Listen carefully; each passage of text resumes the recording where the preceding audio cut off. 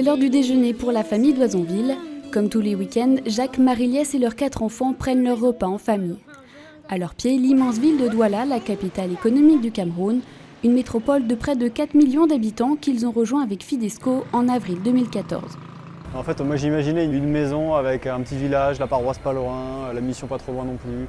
Et finalement, c'est complètement différent. On passe presque une heure et demie dans la voiture tous les jours pour emmener les enfants à l'école.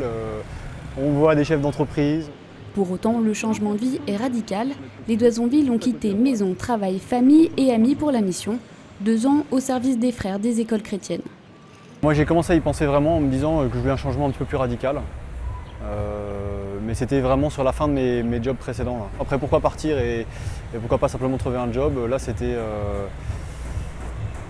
plus le fait de me dire que je voulais quand même faire l'expérience d'un don complet et mettre toutes les chances pour pouvoir se donner complètement. Je pense qu'on n'aurait pas fait ça autrement, dans un autre cadre que pour une mission de développement. Il y a une phrase du pape François en 2013, je crois, qui disait il faut que les chrétiens arrêtent d'être des chrétiens de salon.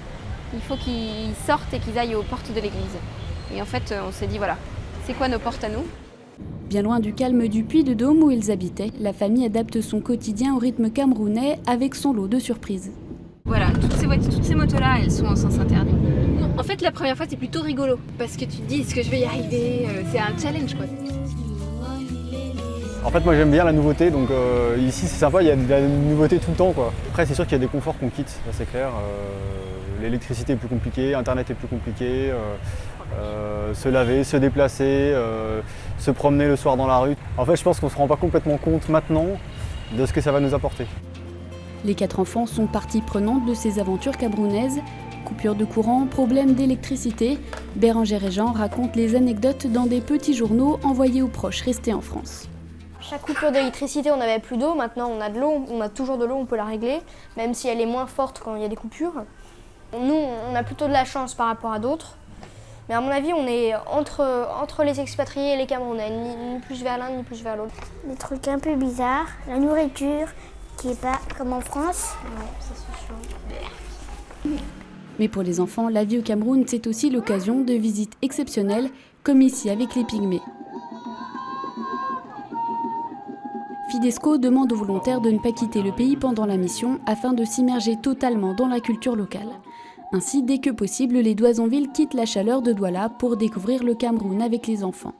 C'est un pays qui est compliqué à vivre, mais c'est un magnifique pays avec des paysages absolument époustouflants. Et en fait, c'est beau de leur faire découvrir tout cet aspect-là du Cameroun, quoi. Au moment où on part, on ne se dit pas on va faire découvrir le monde à nos enfants. Par contre, une fois qu'on est parti, on se dit on va faire découvrir le monde à nos enfants. C'est un peu ça, quoi. Moi, ce que je pense, c'est qu'ils se rendront compte des différences quand ils reviendront en France. C'est là où on va voir vraiment qu'ils vont retrouver des choses qui sont complètement différentes. Et c'est là peut-être qu'ils vont se rendre compte de ce que ça leur a apporté. Ce samedi soir, la famille retrouve le Père Henri, spiritain, pour la messe à la procure des missions. Un temps de ressourcement spirituel nécessaire pour les d'Oisonville. C'est aussi l'occasion de retrouver les Houdans, une autre famille française en mission Fidesco à Douala. Au Cameroun, l'Église catholique est jeune, foi, spiritualité, tradition se mêlent au quotidien. Un mélange pas toujours facile à appréhender pour les volontaires français. D'abord, ils ont une façon de prier qui est complètement différente de la nôtre. Ils sont très expressifs, très extérieurs.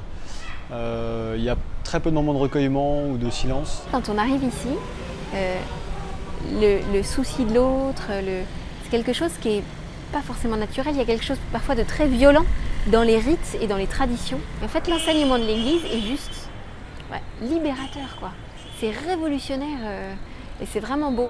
Ce que ça a changé, c'est que finalement la foi elle devient très concrète et puis elle devient beaucoup plus par les gestes et puis par les actions qu'on peut porter, plus que par les temps de prière en tant que tel. Point d'ancrage de leur témoignage chrétien, le travail.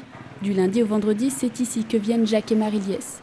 Le centre de formation professionnelle des Frères de la Salle fait appel aux volontaires Fidesco depuis une dizaine d'années. Marie-Liesse est responsable de l'orientation, Jacques est le directeur du centre. Un nouvel univers avec d'autres codes professionnels. Je ne vais pas apprendre du point de vue des ressources humaines, parce que là aussi il y a beaucoup de corruption.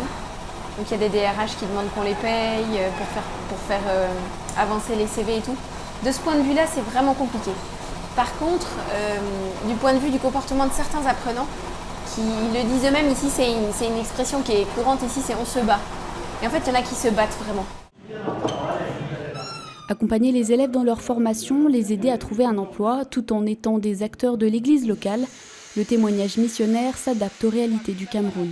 On est beaucoup plus missionnaires par la façon dont on vit en fait. On leur montre la façon dont on vit, la façon dont on est en famille, en couple, et simplement c'est un exemple, parce qu'après les paroles en fait servent pas à grand chose. Enfin, c'est un peu l'impression que j'ai, c'est qu'il vaut mieux faire un témoignage de vie que parler, quoi. Et après être missionnaire, c'est aussi prier pour les gens ici, et puis les aider, quoi. Mais après vous savez, on sème, mais on ne sait pas trop ce que ça va produire, quoi.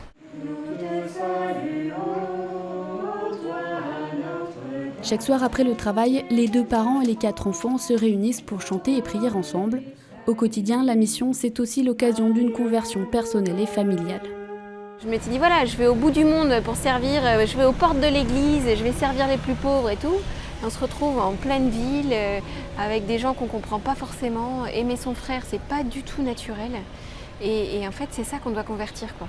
Donc il y a des moments où je me dis, mais en fait, j'aurais pu rester chez moi et convertir mon quotidien.